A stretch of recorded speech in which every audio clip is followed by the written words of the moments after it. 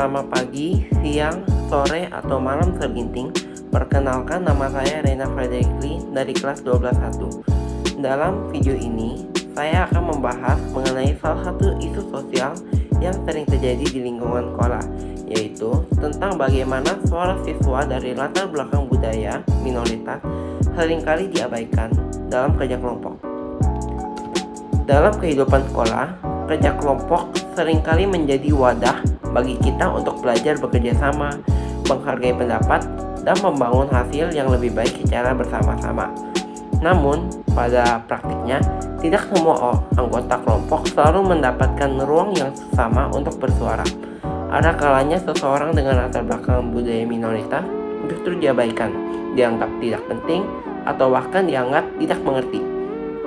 Masalah ini mungkin tampak kecil, tetapi sesungguhnya ini mencerminkan bentuk diskriminasi yang halus yang dapat melukai perasaan dan merusak semangat kebersamaan.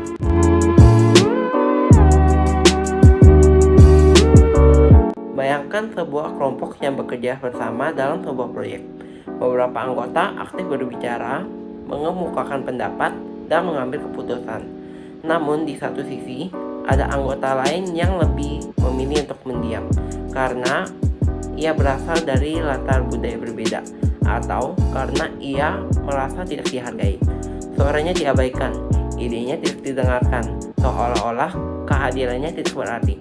Padahal, dalam kerja kelompok, setiap anggota memiliki peran dan nilai tersendiri, seperti yang tertulis dalam 1 Korintus 12 ayat 22-23 yang berbunyi demikian. Malahan, justru anggota-anggota tubuh yang nampaknya paling lemah yang paling dibutuhkan, dan kepada anggota-anggota tubuh yang kita anggap kurang terhormat, kita berikan penghormatan yang lebih besar. Ayat ini mengingatkan kita bahwa setiap orang kecil, sekecil apapun perannya, memiliki kontribusi yang penting dalam kesatuan. Sama halnya dengan tubuh manusia, tidak ada satu bagian pun yang tidak berguna. Begitu juga dalam pekerjaan kelompok, tidak ada anggota yang tidak penting.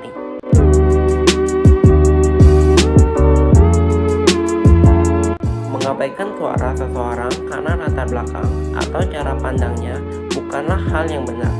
Kitab Yakobus 2 ayat 9 menegaskan, "Jikalau kamu memandang muka, kamu berbuat dosa."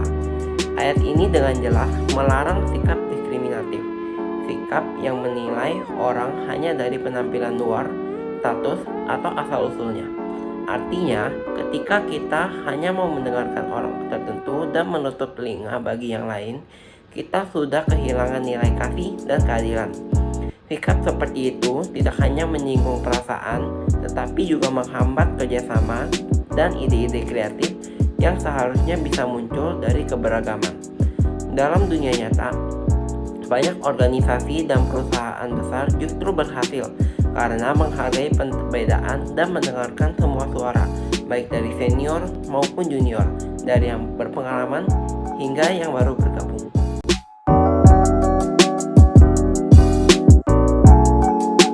Terlebih lagi, dalam Roma 12 ayat 10 tertulis, "Hendaklah kamu saling mengasihi sebagai saudara dan saling mendahului dalam memberi hormat." Ayat ini mengajak kita untuk proaktif, bukan hanya sekedar tidak mengucilkan, tetapi juga mengundang setiap anggota untuk berpartisipasi dalam kegiatan kelompok.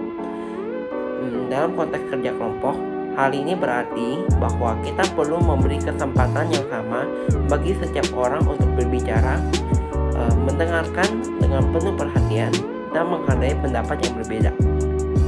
Ketika kita menghormati satu sama lain, suasana kerja kelompok akan menjadi lebih harmonis karena setiap orang merasa dihargai dan hasil kerjanya pun akan menjadi lebih maksimal. Sebuah kelompok yang saling menghormati bisa diibaratkan seperti tubuh yang bekerja secara seimbang, di mana setiap bagian saling mendukung dan saling memperkuat satu sama lain.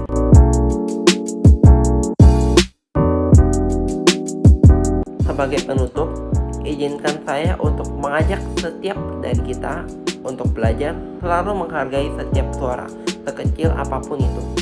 Jangan biarkan perbedaan membuat kita terpecah, tetapi jadikanlah itu kekuatan yang menyatukan. Karena pada akhirnya, kebersamaan yang sejati bukan diukur dari siapa yang paling menonjol, tetapi dari bagaimana setiap anggota bisa tumbuh dan berkontribusi bersama. Dengan menghormati satu sama lain, kita bukan hanya membangun kelompok yang kuat, tetapi juga mencerminkan kasih dan persaudaraan yang sejati. Maka dari itu, atas perhatian teman-teman, saya ucapkan terima kasih untuk menonton video.